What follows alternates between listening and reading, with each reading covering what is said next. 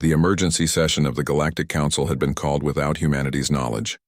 Representatives from 47 different species filled the massive, crystalline chamber orbiting the gas giant, Kepler 442b.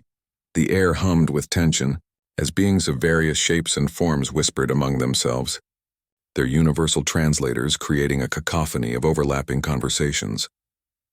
Ambassador Zekthara of the Vindari Empire stood at the central podium, his 6 arms gesturing dramatically. His species had ruled the Eastern Spiral Arm for 3 millennia, and his authority was rarely questioned. Today, however, his usual composed demeanor showed cracks of genuine concern. Fellow beings of the galaxy, Zekthara's voice boomed through the chamber's acoustic systems. We gather today to address the human problem that has grown beyond our control. A murmur of agreement rippled through the assembly. The Crystalline Collective's representative, Shard Singer Velnoth, chimed in with harmonic frequencies that translated to sharp criticism. These humans have expanded their territory by 400% in merely 50 standard cycles. Their breeding rate exceeds that of the plague locusts of Zendar Prime. High Counselor Mordun of the Ethereal Conclave floated higher, his translucent form pulsing with agitation. It is not merely their numbers. Their technological advancement defies all known patterns. They have reverse-engineered our plasma drives, improved upon our medical nanites, and somehow made our energy shields more efficient than we ever thought possible. Admiral Krixtal, representing the militant Thorian hegemony, slammed his massive fist onto his delegation's table. They refuse to acknowledge proper hierarchy.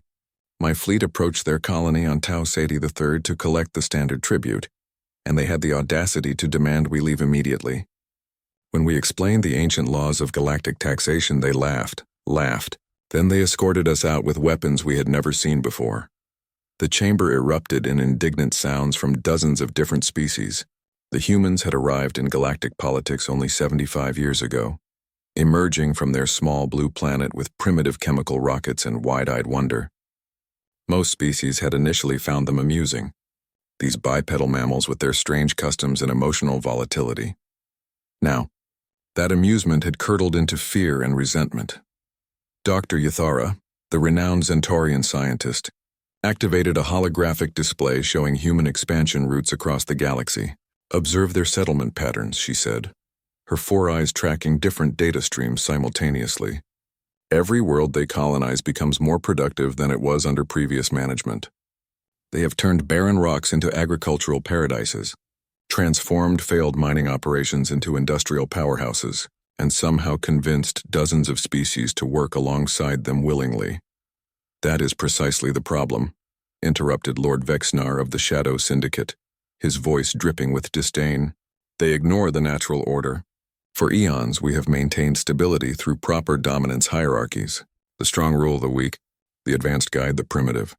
The humans acknowledge none of these principles. Senator Quillax of the Avian Federation ruffled her magnificent plumage in agitation. My intelligence networks report that human colonies are experiencing 0% rebellion rates. 0. They achieve this not through fear or military might, but through something they call democracy and worker rights. It is unprecedented and deeply unsettling. Ambassador Zekthara raised all 6 arms for silence. The situation has deteriorated beyond mere territorial disputes. 3 of our member species have formally requested to leave their current alliances and join the human commonwealth. The humans did not conquer them, did not threaten them, did not even ask them to join. These species observed human society and decided they preferred it. The implications hung heavy in the chamber. The galactic order that had persisted for thousands of years was crumbling, not through war or invasion, but through the simple existence of an alternative that other species found more appealing. Fleet Commander Sithek of the Reptilian Dominion hissed his displeasure.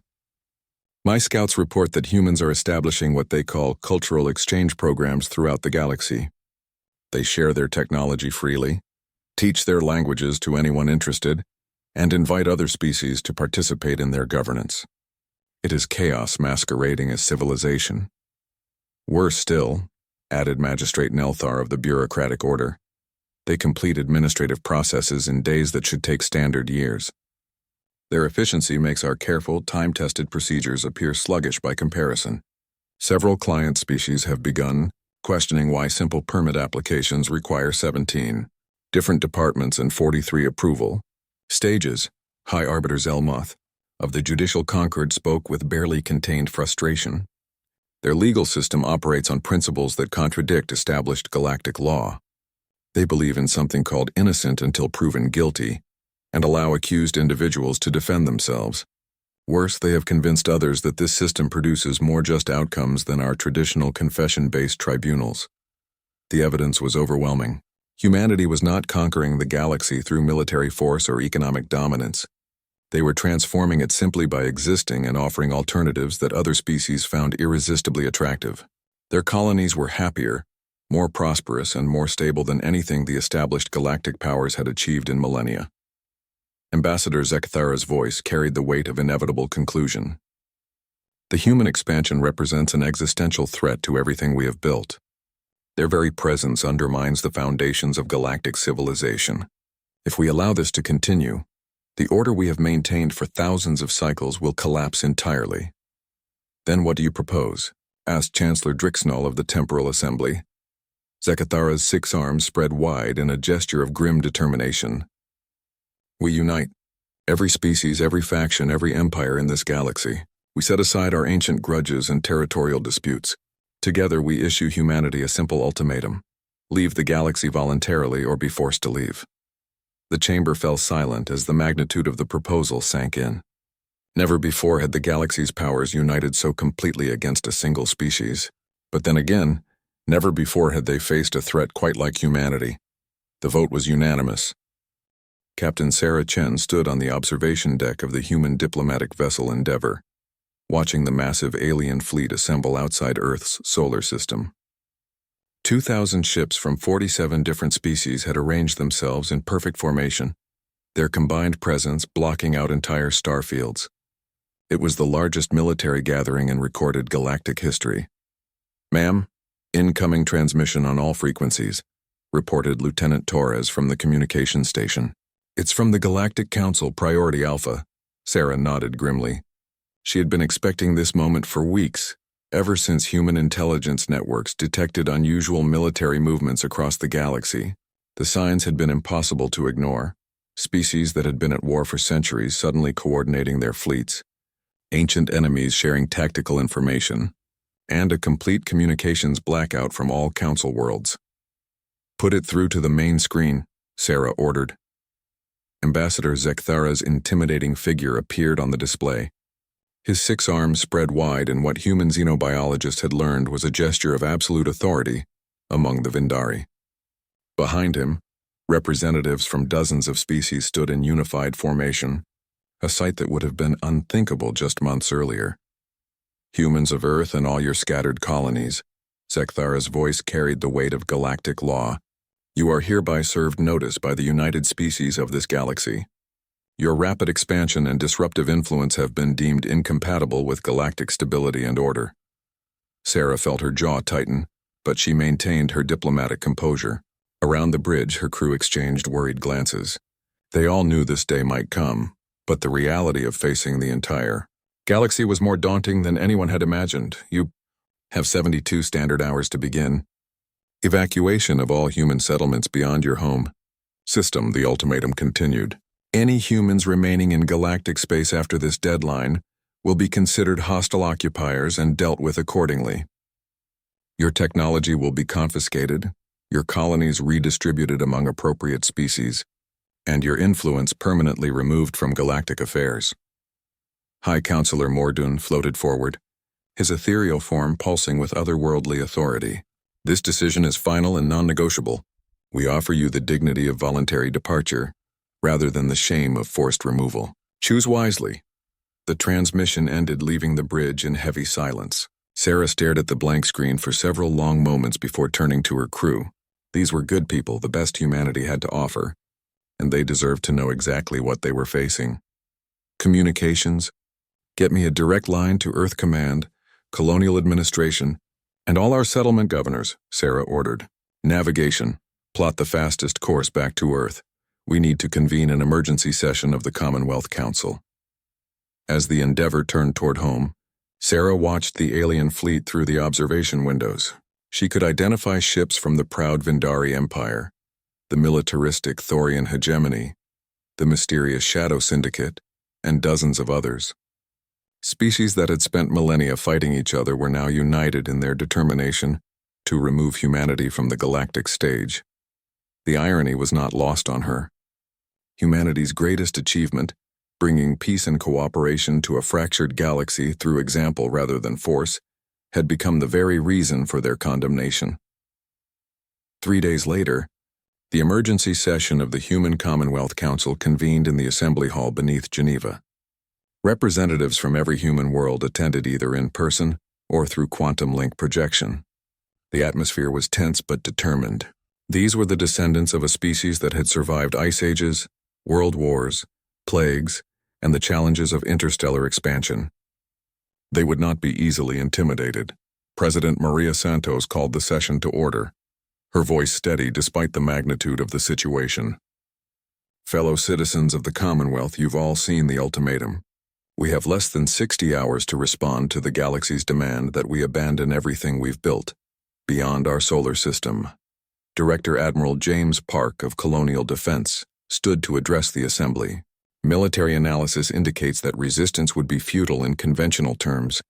Our combined fleet consists of approximately 300 vessels against their 2,000.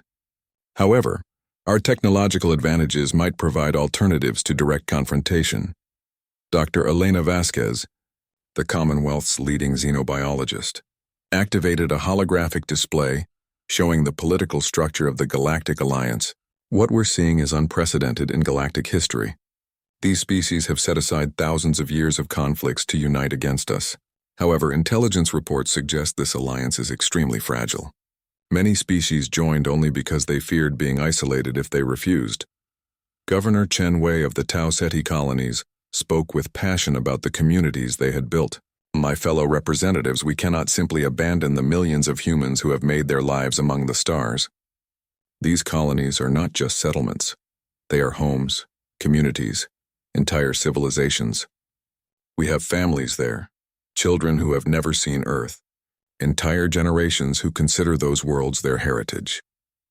More importantly, added Director Sarah Kim of the Cultural Exchange Program, we cannot abandon our non-human allies.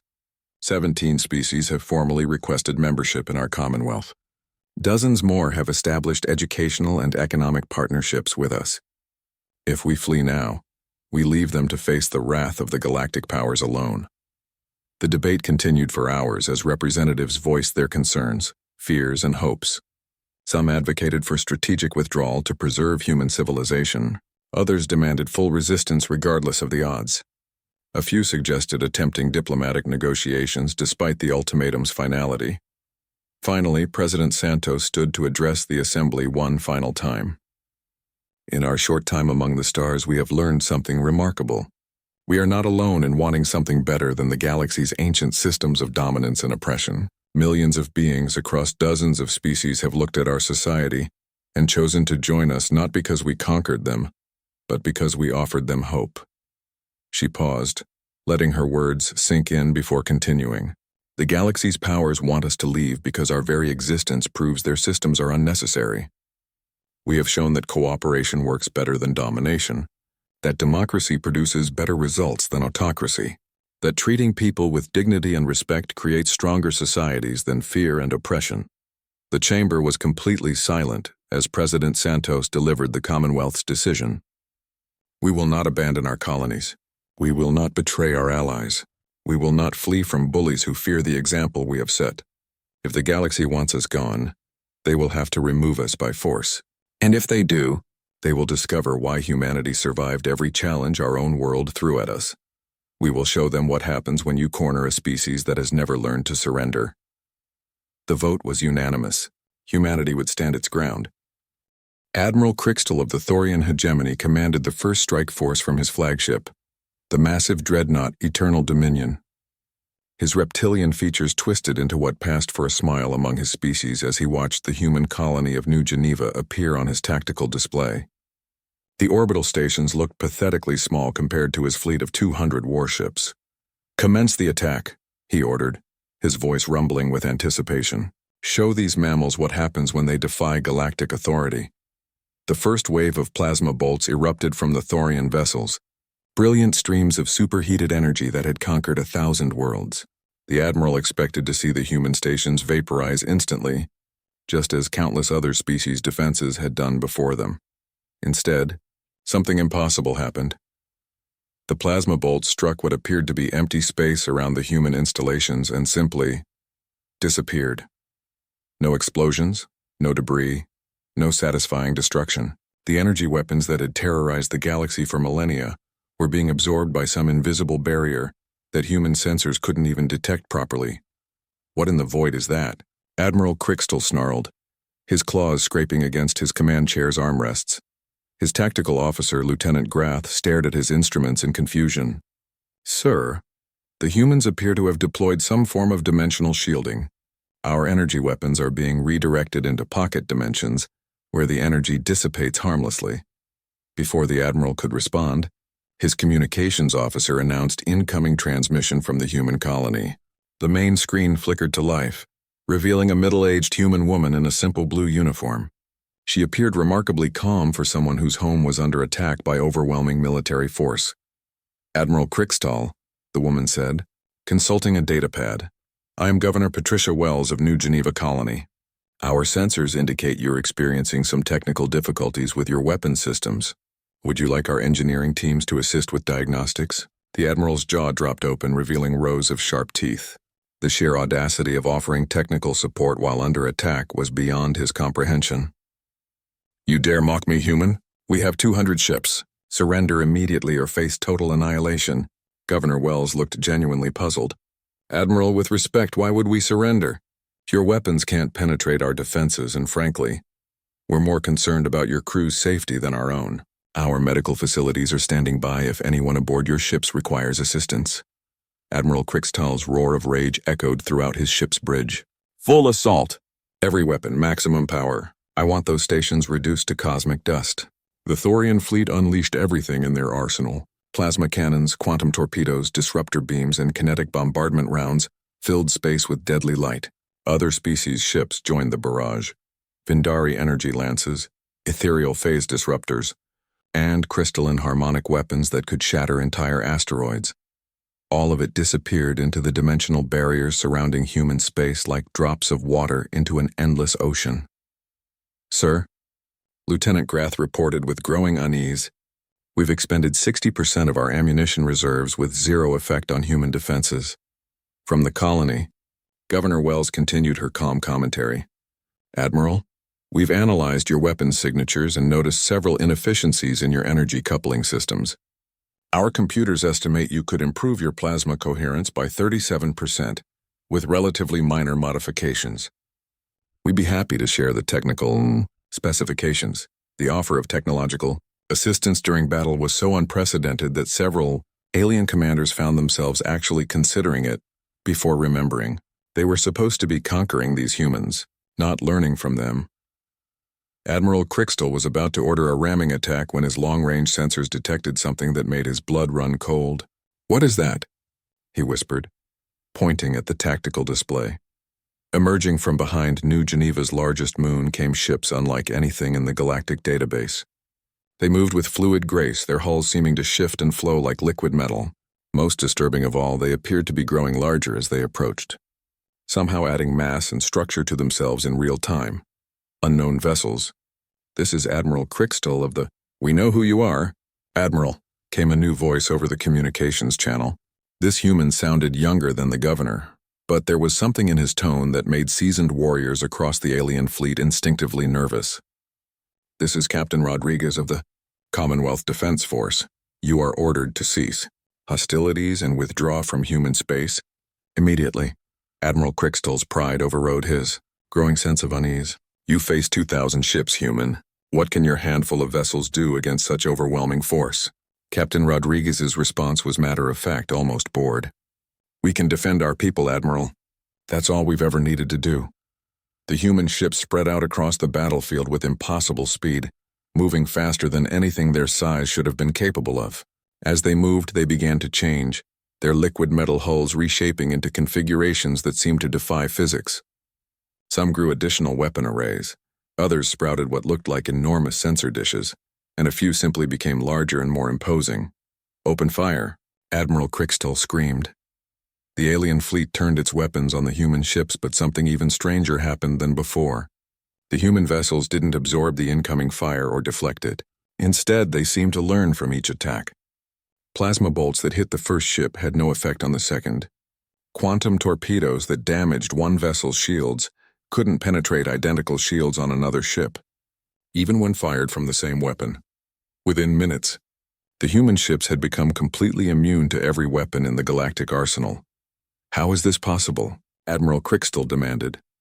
"Adaptive armor and reactive learning systems," Captain Rodriguez explained conversationally, as if discussing the weather. "Our ships analyze incoming threats and automatically develop countermeasures.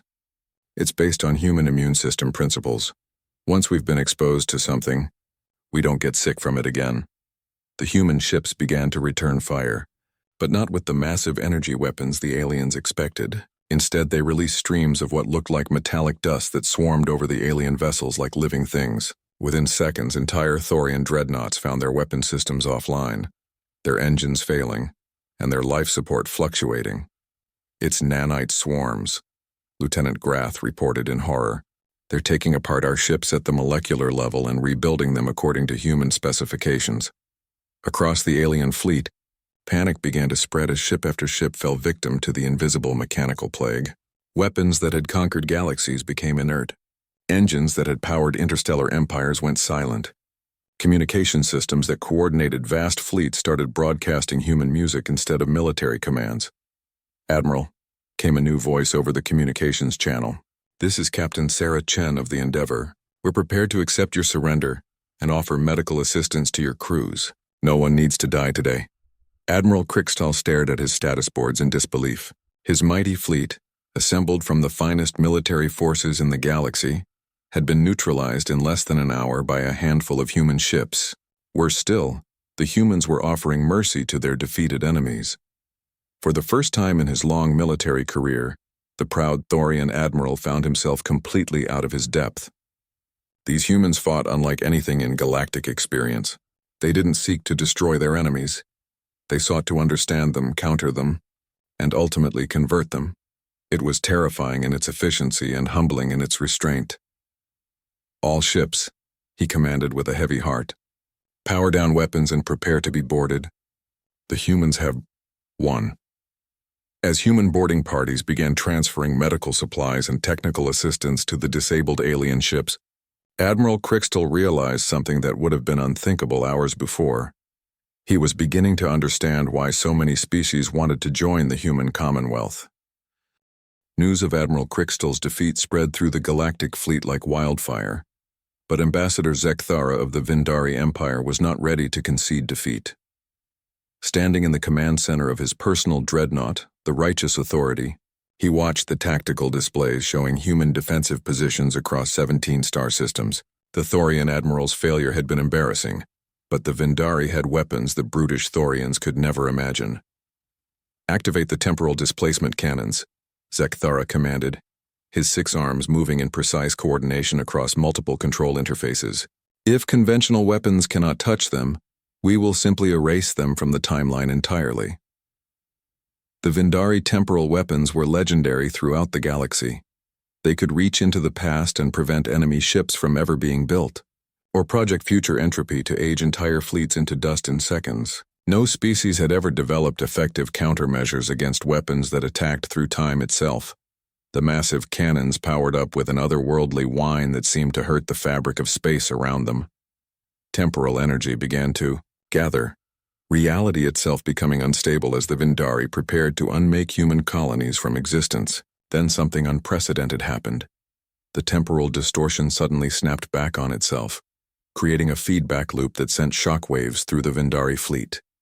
The weapons that should have erased human settlements instead began affecting Vindari ships, aging some vessels rapidly while reverting others to earlier states of construction. "What is happening?" Zekthara demanded as his flagship's hull began to show signs of temporal displacement.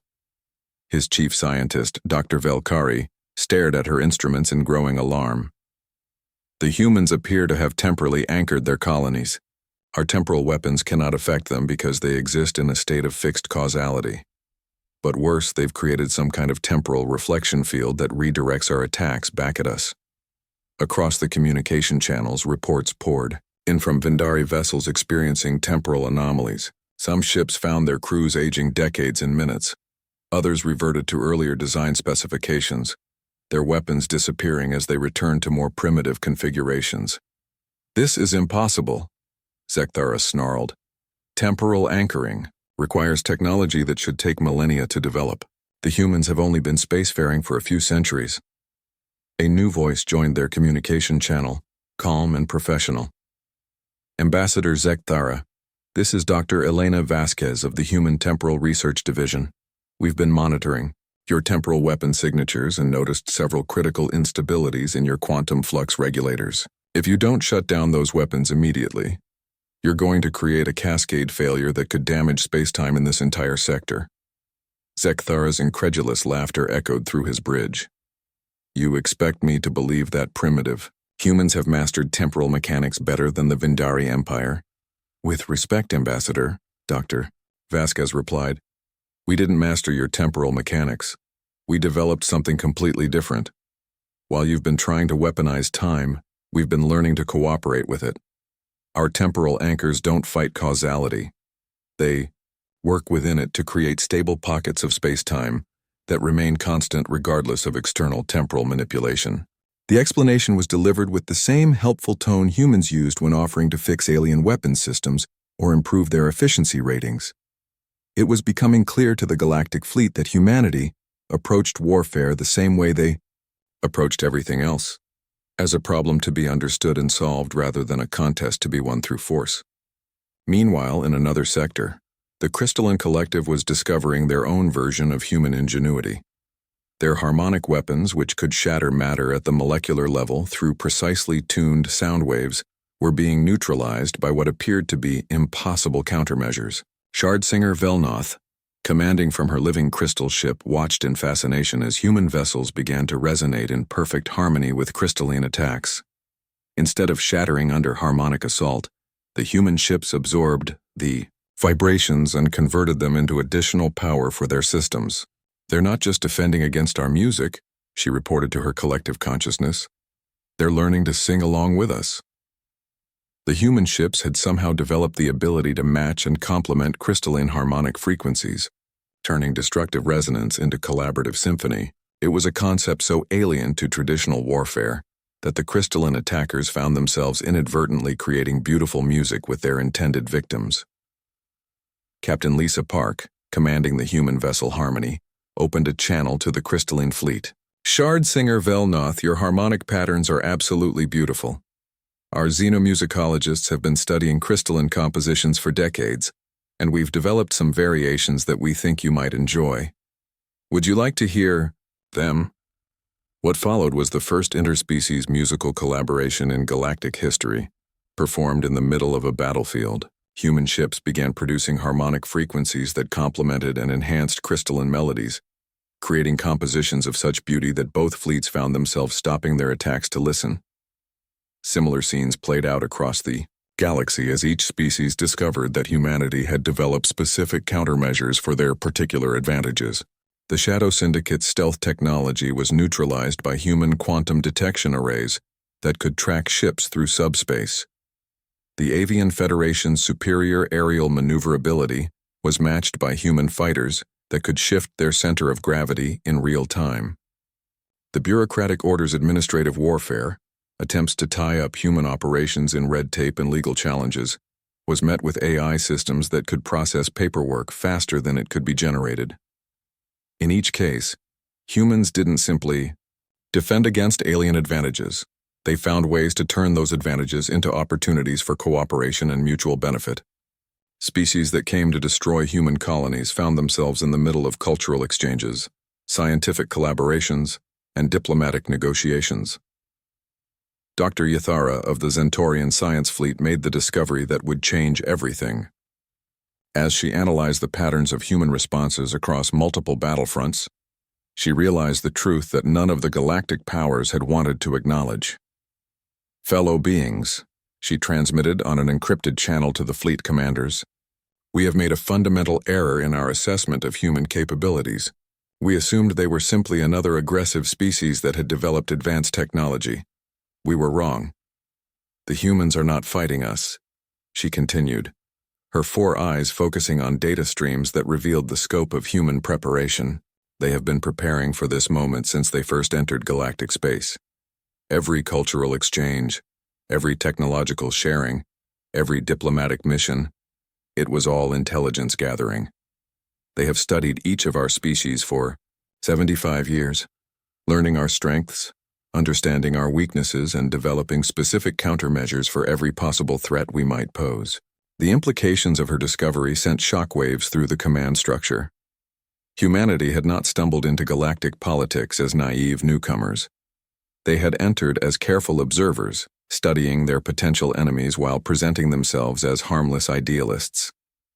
They knew this day would come, Dr. Yathara concluded. They knew that their success would eventually threaten the established order, and they prepared accordingly. We are not fighting an unprepared enemy. We are fighting a species that has spent decades getting ready for this exact war. As if to confirm her analysis, a new transmission reached every ship in the galactic fleet simultaneously. President Maria Santos appeared on their screens, her expression serious but not hostile. To all beings of the galactic fleet, she began, you came here believing you faced a weak species that had grown too successful too quickly. You came expecting easy victory over naive humans who didn't understand the realities of galactic power. You were wrong about us, just as you've been wrong about so many things. We understood exactly what we were facing from the moment we left our solar system. We knew that success would make us enemies. We knew that showing others a better way would threaten those who profit from the current system, and we prepared accordingly. Her next words would be remembered throughout galactic history. You wanted to make us beg. Instead, you're about to discover what happens when you threaten the only species in this galaxy that has never learned to kneel. The final phase of the battle began when Captain James Harrison of the Commonwealth vessel Indomitable sent a simple message to every ship in the galactic fleet. Ladies, gentlemen, and beings of all classifications, you have approximately 30 minutes to consider surrender before we transition to active offense. Ambassador Zekathara, whose temporal weapons had been neutralized and turned against his own fleet, felt a chill run through his exoskeleton. Throughout the conflict, the humans had been purely defensive, countering attacks without launching any of their own. The threat of human offensive capabilities was something no alien commander wanted to contemplate. Impossible, Fleet Commander Sithek of the Reptilian Dominion hissed over the communication channels. We analyzed human military doctrine for months before this operation. They have no offensive weapons beyond conventional plasma arrays and kinetic projectiles. Captain Harrison's voice carried an amused undertone that somehow made his words more menacing. Commander, you analyzed the weapons we allowed you to see. Did you really think a species that spent 75 years preparing for this war would show you our actual capabilities? Across human space, previously hidden installations began to emerge. Weapons platforms that had been disguised as mining stations, commercial shipyards, and research facilities revealed their true nature. The galaxy's intelligence services had been completely fooled. What they had cataloged as civilian infrastructure was actually the most sophisticated military network ever constructed. Deploying Prometheus system, announced Admiral Sarah Chen from the Endeavor. Space around human colonies began to shimmer as massive energy collectors came online. These devices, hidden within the outer asteroid belts of human systems, began harvesting energy directly from nearby stars. The power output was staggering, enough to fuel entire planetary civilizations.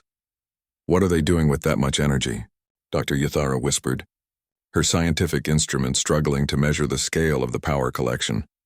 Her question was answered moments later when human ships began to change in ways that defied understanding. The vessels that had been defending human space started growing, not through additional construction but through some form of controlled matter conversion. Ships doubled, then tripled in size as they converted, surrounding asteroids and space debris into additional hull mass and weapons systems. They're using stellar energy to power matter. Replicators, reported Lieutenant Colonel Vextar of the Engineering Corps, His voice filled with professional admiration despite their current predicament. They're literally building their fleet in real time using the raw materials of space itself. But the humans weren't finished. As their ships grew to enormous proportions, they began to deploy weapons that operated on principles none of the galactic powers recognized. Instead of energy beams or kinetic projectiles, human vessels launched what appeared to be small, silvery spheres that moved through space with purpose and intelligence. Incoming objects, Admiral Krixtal warned, his voice still hoarse from his earlier defeat. They appear to be some form of guided munition. The spheres reached the alien fleet and simply stopped, hovering near each ship without exploding or attacking. For several tense moments, nothing happened. Then the spheres began to emit a soft, harmonious sound that somehow penetrated ship hulls and reached the ears of every being in the fleet. It's music, Shard singer Velnoth of the Crystalline Collective observed with wonder. They're broadcasting music directly into our minds. But this wasn't just any music. The melodies were specifically composed for each species, incorporating their cultural preferences, emotional responses, and even biological rhythms. Thorian warriors heard battle hymns that spoke to their proud heritage.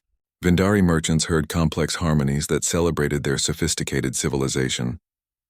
Ethereal beings experienced pure mathematical concepts translated into sound. As the music played, something extraordinary began to happen across the galactic fleet.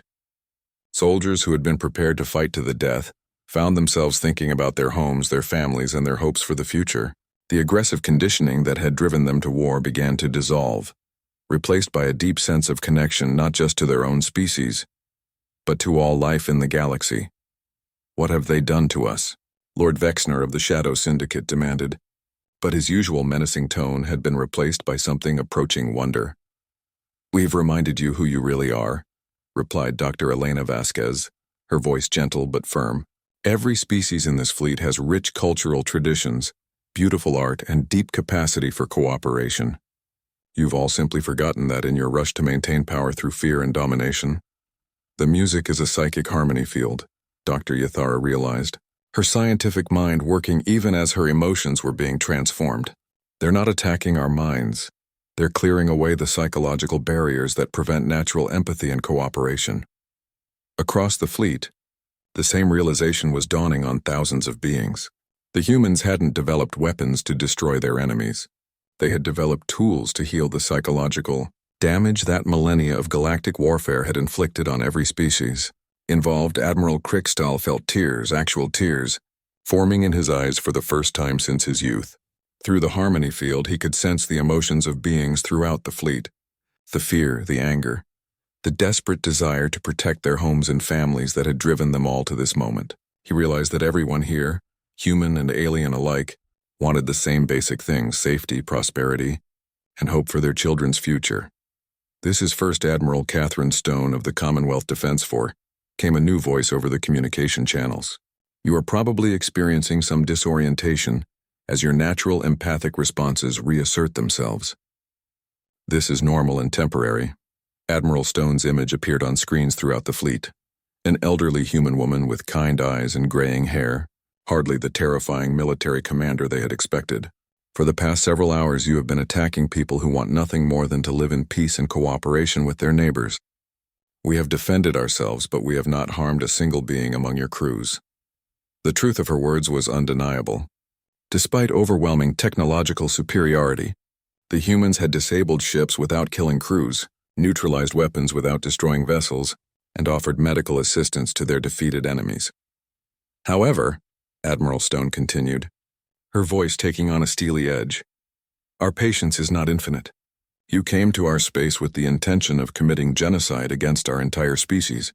You united the galaxy in hatred against us simply because we offered alternatives to your failed systems of government. So now you have a choice.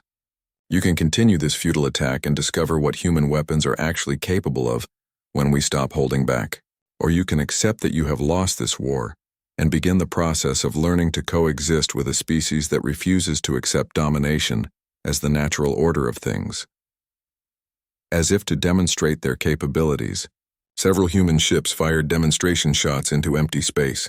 The weapons were unlike anything in galactic databases: focused gravity beams that could compress matter into neutron-dense projectiles, quantum tunneling devices that could deliver payloads directly into enemy ships' reactor cores, and most terrifyingly, weapons that appeared to manipulate the strong nuclear force itself. Estimated destructive potential, Dr. Yathara calculated aloud, sufficient to eliminate the entire galactic fleet in approximately 12 minutes. 12 minutes, Admiral Stone confirmed. That's how long it would take us to end this war if we chose to fight it, the way the rest of the galaxy has always fought wars. But we won't do that, because we're better than that. We're better than you've been, and we believe you can be better too. Throughout the galactic fleet, weapon systems were powering down one by one, not because they had been disabled by human technology, but because their operators could no longer find the will to use them against people who had shown them such unprecedented mercy and understanding. Ambassador Zekthara, his 6 arms trembling with emotions he hadn't felt in centuries, opened a channel to the human fleet. When he spoke, his voice carried none of its former authority. Instead, it carried something far more powerful: humility. Admiral Stone, we request permission to open negotiations for our surrender.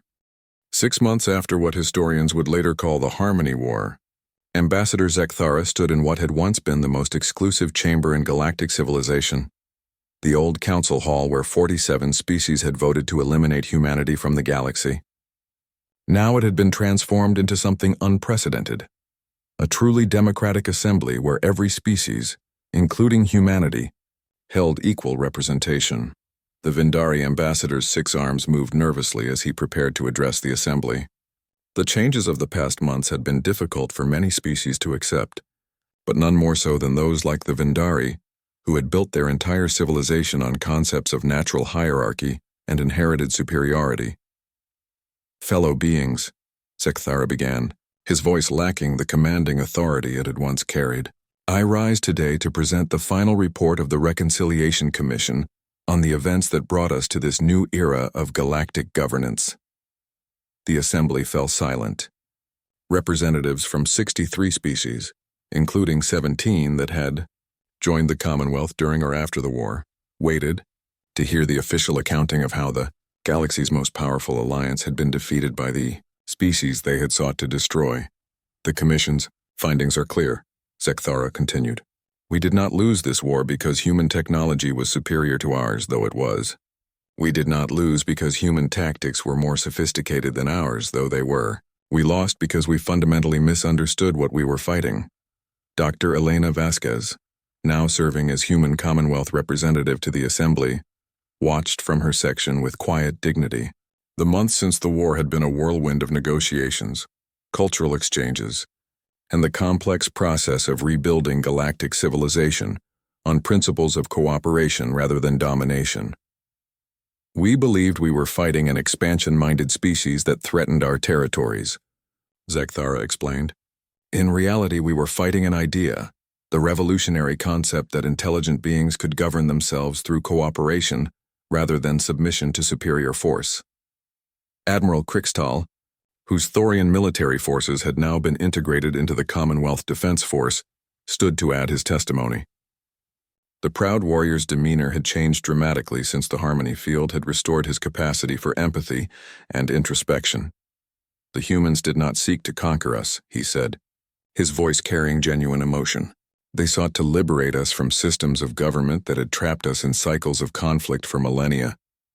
They succeeded not through force of arms, but by demonstrating that there was a better way to live. Shard Singer Velnoth of the Crystalline Collective added her harmonic voice to the testimony.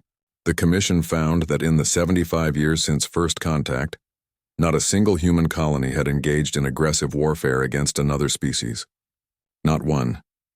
Their expansion was entirely peaceful, their diplomatic initiatives genuine, and their offers of technological and cultural exchange made without ulterior motive.